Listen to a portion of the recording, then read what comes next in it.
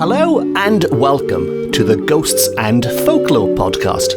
I'm Mark Rees, and on each episode, I investigate a different, weird, and wonderful subject. And on this episode, we are going to explore some of the strange folklore and traditions surrounding the summer solstice and Midsummer, the longest day of the year, which in the Northern Hemisphere takes place between June the 20th and the 22nd, and traditionally it is seen as a very supernatural time of the year, which is why I'm talking about it. And you'll be glad to know that Welsh folklore tells us that it's a time for peculiar rituals, when apparitions can be summoned up in strange ceremonies, when giant bonfires are lit across the land, when some strange pagan activities that sound like scenes from the Wicker Man. And best of all, it is a time when fox men and women may be encountered. Yes, we've got fox men and fox women on this episode. A bit like werewolves, I guess, but foxier, for want of a better word. So that's all coming up. That's a lot to cram into one episode. We've got ghosts, we've got fires, we've got Wicker Man type stuff.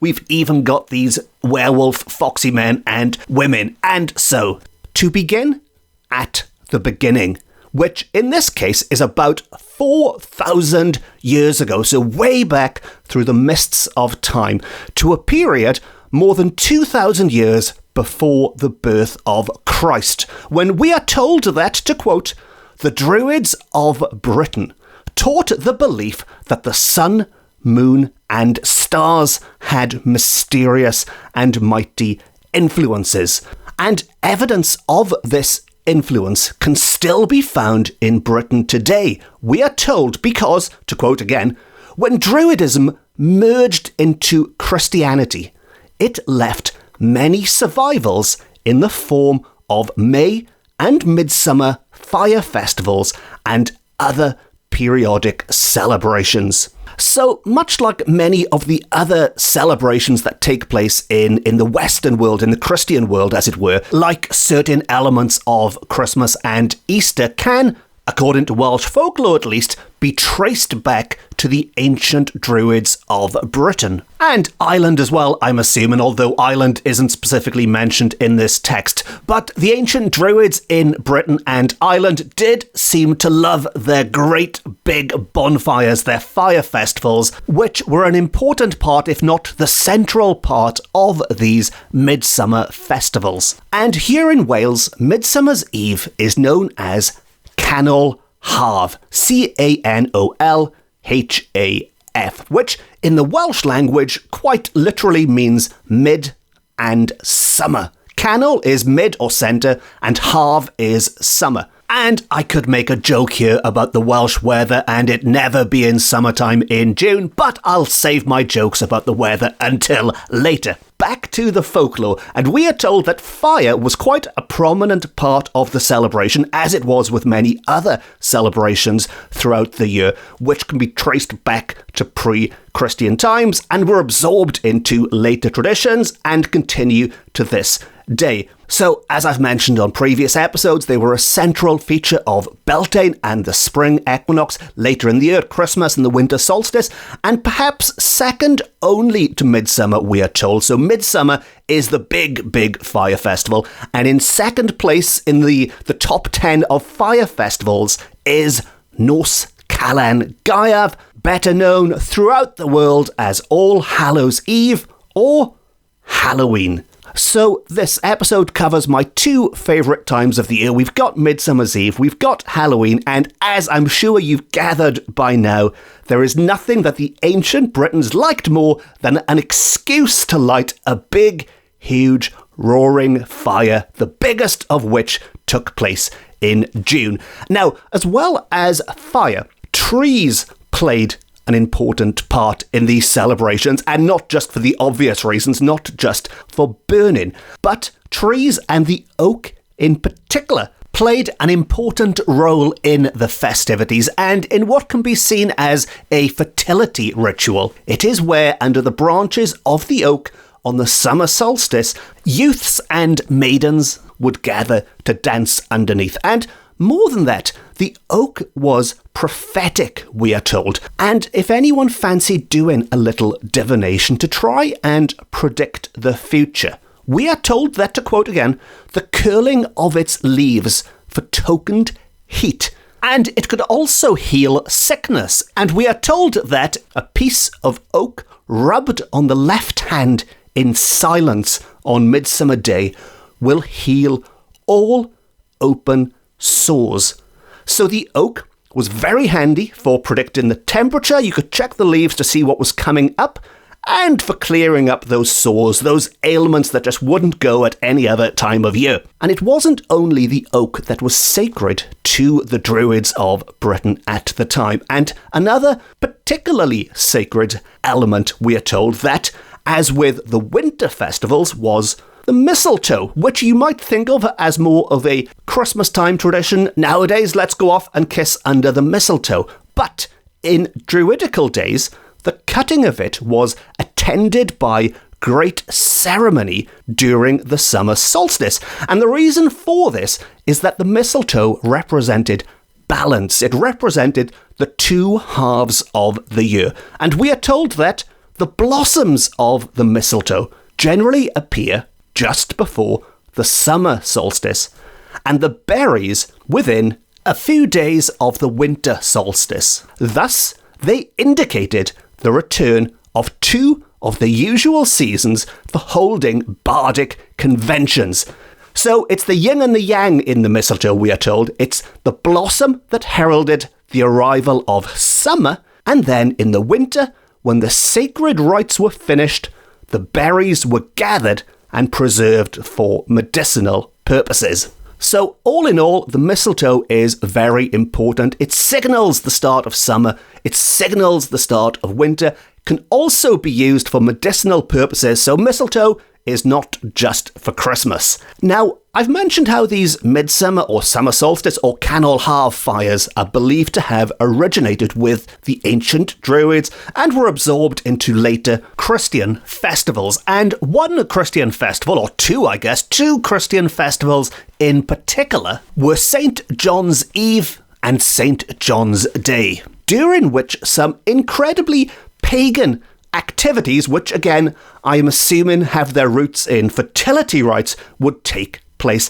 And frankly, I mentioned the Wicker Man at the start. This does sound more like a scene from the Wicker Man, to me at least anyway, than anything pious that might have been concocted with which to praise a saint. But before we get to the activities themselves, first of all, you would have to build a special big St. John's fire. And to build this fire, you would need 3 or 9 different kinds of wood and the charred faggots carefully preserved from the previous midsummer, all of which would then be assembled into a fire on rising ground, so a hill or a mountain or something similar. And into this fire, various herbs were thrown, and girls with bunches of 3 or 9 different kinds of flowers, I'm assuming the number here would have corresponded with the 3 or 9 kinds of wood.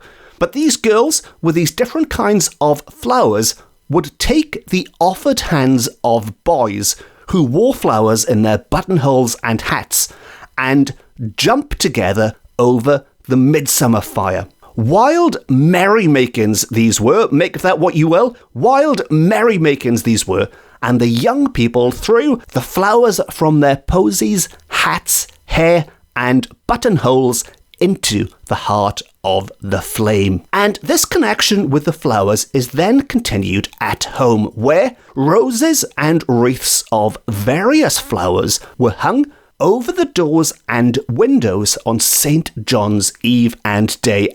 So there's a lot of flowers involved, just as there's a lot of fire involved. There's also a little bit of jumping through the fire whilst holding hands with a boy or a girl. And if you're wondering why all this seemingly fire fertility stuff is going on a Christian Saint Day, well, folklore tells us that people said that if man and beast leaped over St. John's fire, they would be free from fever and all illness for a year. So it wasn't just all fun and games. There were sound medical reasons why you should take the hand of your loved one and jump through the fire with them at this time of year. Now, for a first-hand account of a midsummer fire, we can turn to an old inhabitant, a good old inhabitant. It's been a while since I've used one of those as a witness on the podcast, but an old inhabitant, if you don't know, is basically an unnamed source, but due to the fact that they are old, they must be wise about these crazy old traditions, because as we all know, old people know a lot more than young people, or certainly that's what they believed 100 years or so ago when this folklore was recorded. And this particular old inhabitant was born in 1809, so probably more than 100 years ago, actually, when this was told. But she was born in 1809, and she was about 14 when these events took place, so using my power of maths, that would have been roughly the year 1823. And she remembered being taken to different hills in the Vale of Glamorgan to see festivities in which people from all parts of the district participated, and being old enough to retain a vivid recollection of the circumstances, this is what she described. People conveyed trusses of straw to the top of the hill, where men and youths waited for the contributions. Women and girls were stationed at the bottom of the hill. Then, a large cartwheel was thickly swathed with straw, and not an inch of wood was left in sight. A pole was inserted through the centre of the wheel, so that long ends extended about a yard on each side. So I'm going to interrupt old inhabitant quickly here, just to make sure that's clear. But you find a hill. The women and the girls are at the bottom of the hill. The men and the boys are at the top of the hill. And at the top, they've got a giant cartwheel, which they cover completely with straw, and then they stick a pole through it. Now, to return to old inhabitant, if any straw remained, it was made up into torches at the top of tall sticks. So the kind of torch you might see people chasing Frankenstein's monster through the streets with a pitchfork, and maybe I've been watching too many horror films to think of that. But anyway, any straw left over, they make these torches at the top of tall sticks. And at a given signal, the wheel was lighted. All of that straw was set on fire and sent rolling downhill. So rolling downhill towards the women. If this fire wheel went out before it reached the bottom of the hill, a very poor harvest was promised, so you did not want that.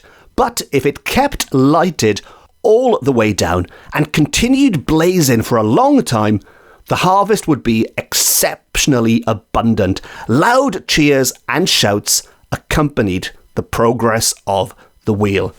So, besides being quite a dangerous sounding tradition, rolling a big flaming wheel towards the women, the men were safe, I guess, but the women could be in trouble. But besides sounding dangerous, it was also another form of divination, of predicting the future, and specifically the future of the harvest of the crops they were growing. And I mentioned the Wicker Man earlier. Maybe this would have been a safer, a more humane way for the people of Summerisle to go about predicting the future of their apples before they went looking for a Scottish policeman. And if you haven't seen the Wicker Man, apologies, you won't know what I'm talking about. But frankly, if you haven't seen the Wicker Man, put it right at the top of your list of films to watch.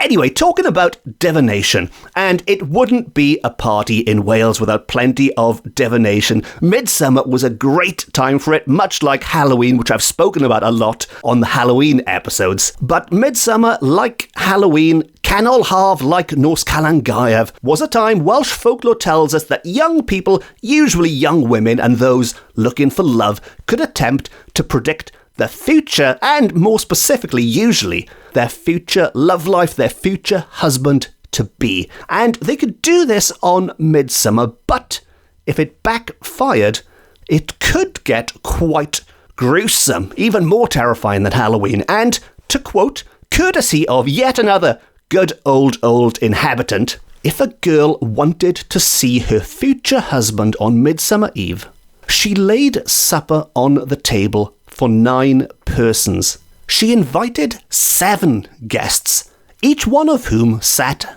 at table. Each had to sit with eyes fixed on the plate, and not a word must be spoken, or the spell would fail in its purpose. The house doors were left open as widely as possible. So far, quite easy. You get invited round, you sit there, you shut up, you look at your plate, leave the doors wide open. And at midnight, an apparition would come and sit in the vacant seat next to the prospective wife. Or, and there's a big or here, or a funeral procession would be heard passing through the house, and the corpse would sit next to the girl who was to die before the end of the year.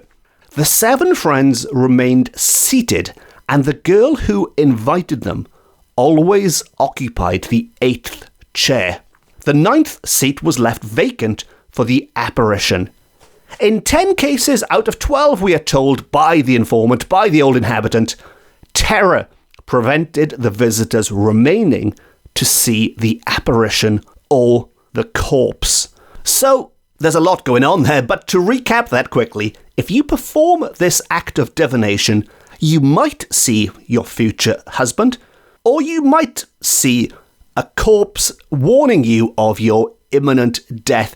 That's quite a big risk, isn't it, really, and takes the surprise out of life. Is it worth the risk? Well, apparently it sounds like most people, 10 out of 12 people, did not think it was worthwhile and gave up before the end. Now, talking about unexpected visitors on Midsommar, well, I did also mention at the start that we have foxmen and foxwomen, foxy werewolves, on this episode. And, to quote again, about a century ago, there were several dens of foxes well known to people on the seaboard of the Vale of Glamorgan. We're back in the Vale of Glamorgan, a popular place for Midsommar. Because these could never be caught, these foxes could never be caught, killed, or trapped, the country folk attributed to them superhuman attributes. It was generally asserted that these animals were very old, and twice a year, at midsummer and midwinter, they were able to change themselves into human shape and prowl about the lonely villages and hamlets. So, these foxes, these old foxes, we are told, they were so cunning, they were so clever, people just couldn't believe they were plain old animals. They must have some superhuman abilities, and as such, they deduced that these foxes would transform into humans twice a year and walk about the place amongst them. So, if this was the case, how could they tell these people were fox people and not foxes? Or how could they tell they were foxes and not people, I guess? Well, to go back to our informant, and we are told that whenever a vagrant with sandy hair appeared, the housewife promptly gave him something good to eat and sent him away with a blessing. Then we are told that old fox, in inverted commas, old fox would not harm the children.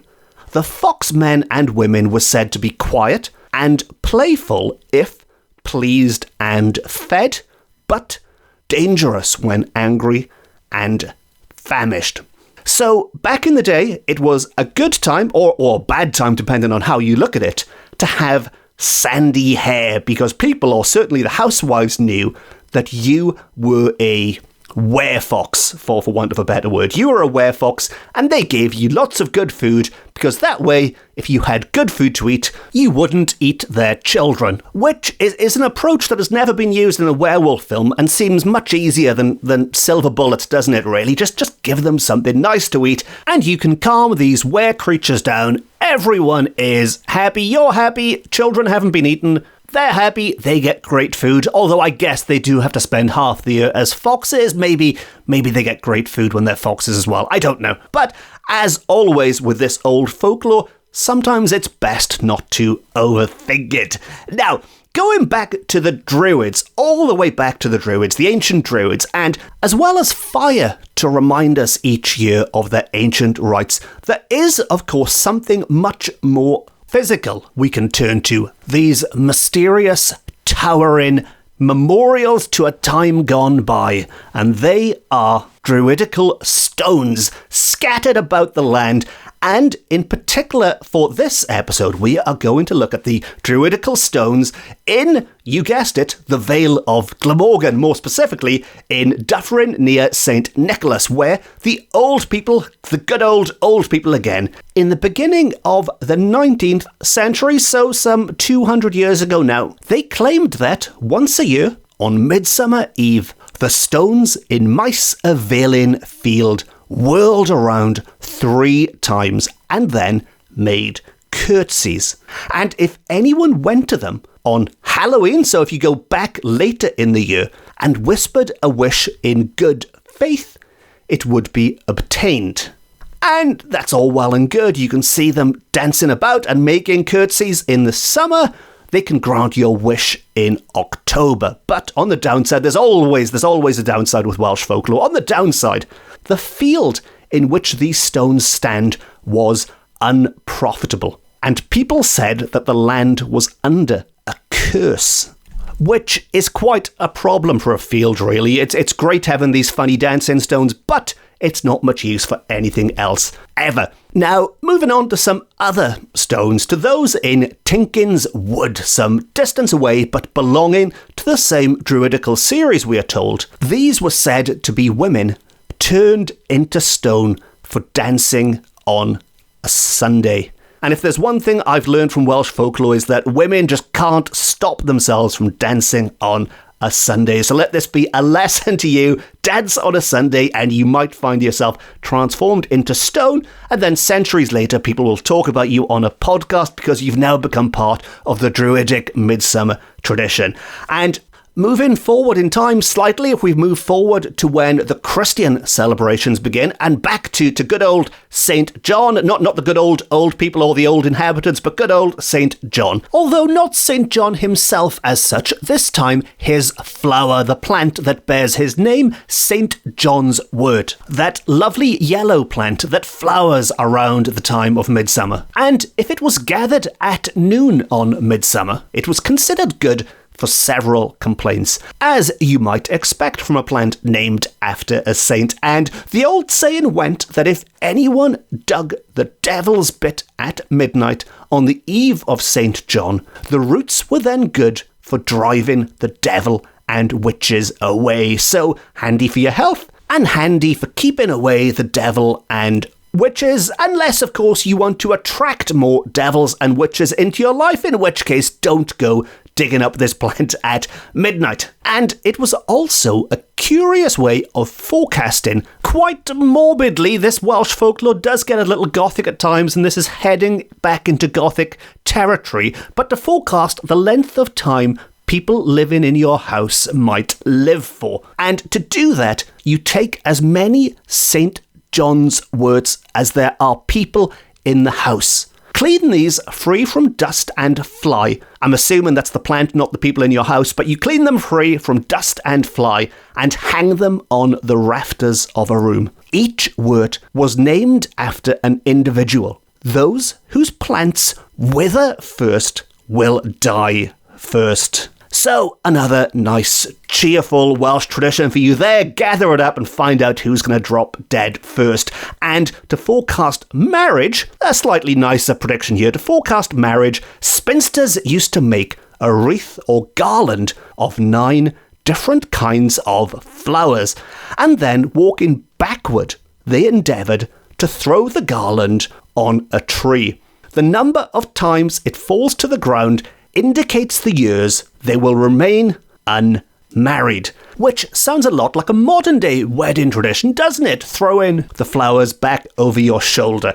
And if that wasn't enough St. John's lore for you, in the days of old, again, back to the days of old, Folklore also tells us that, to quote, if the cuckoo was heard singing after St. John's Day, dearth might be expected in the winter. And also, if you lop a tree on St. John's Day, it will wither. So, all in all, there's a lot to remember there, but don't go lopping trees. Best to avoid cuckoos afterwards. And that is all of the St. John's folklore for this episode. But finally, to wrap things up, there's one more curious Midsommar story that I have mentioned once before on a previous episode, but to be honest, I've recorded so many now, I've lost track, so I can't direct you to that episode. So instead, I'm just going to repeat the story for you very quickly because I think it contains a very important message, a very important warning before you go out and celebrate Midsommar yourselves.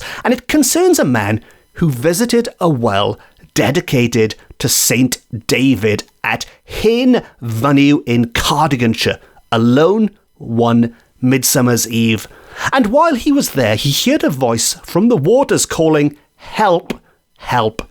And when he asked who was there, a hand stretched out from under the well, asking him to hold tight, which he attempted to do, but the hand was too slippery for him to hold on to. He couldn't get a grip on it, and as the mysterious fingers vanished once more, the voice cried out, "I am bound for another 50 years.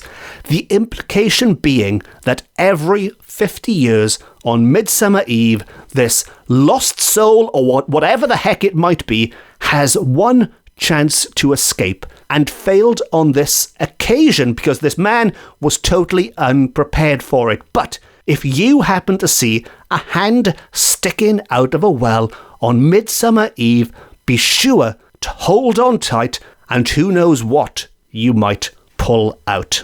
And if you are successful in pulling this lost soul out of the well, of course, please let me know, assuming, that is, you survive the ordeal. All of which brings me to the end of another episode of the Ghosts and Folklore podcast.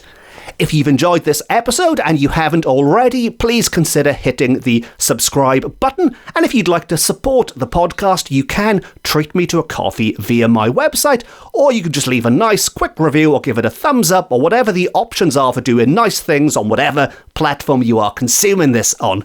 If you'd like more Ghosts and Folklore, you can follow me on social media. And as well as a podcast, I've also published a number of books on similar weird and wonderful subjects, which are available from all good bookshops, offline and on. And on that note, it just leaves me to say thank you very much for listening. Diolch yn fawr iawn am wrando. I've been Mark Rees. This has been my Ghosts and Folklore podcast, beaming to you from Wales to the world. And until next time, if you see a hand sticking out of a well, be sure to hold it on tight. And if you celebrate such things, have a happy Midsummer, have a happy Summer Solstice, have a happy Calan Haf, happies, and be sure to jump over that fire. Until next time, no star.